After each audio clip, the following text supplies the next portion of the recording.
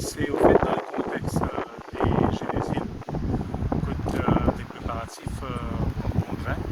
Et c'est dans ce contexte précis que ce matin, la force policière organise un exercice de simulation. Et sa simulation là, il y a avec la cérémonie d'ouverture. Donc c'est un scénario de cérémonie d'ouverture. Et ça l'exercice de simulation mobilise toute la force policière sous le commandement du commissaire de police.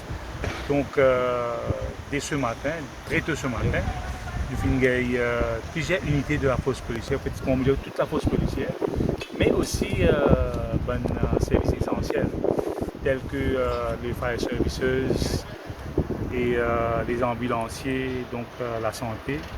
Et à partir de là, nous faisons monter un scénario que nous faisons dans une condition aussi réelle que possible. Donc dans le cas présent, nous tenons et ce qu'on appelle une explosion. Donc à partir de l'explosion, nous testons un peu l'état de preparedness et en ce qui concerne l'évacuation des blessés, ce qu'on appelle une casualty. Et l'exercice a développé quand nous faisons une station de prise d'otage. Donc là, nous faisons servi d'un élément d'élite, c'est-à-dire le GIBM, capable d'attaquer ce problème de prise d'otage. Mais ce qui est important dedans, c'est que la mobilisation de toute sa force, c'était ça un peu le but.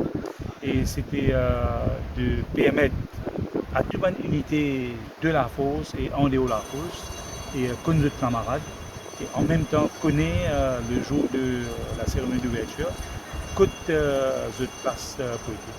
Donc c'est un exercice très réussi. Pour moi, nous en stade de préparation et nous mettons un plan de déploiement et, déjà.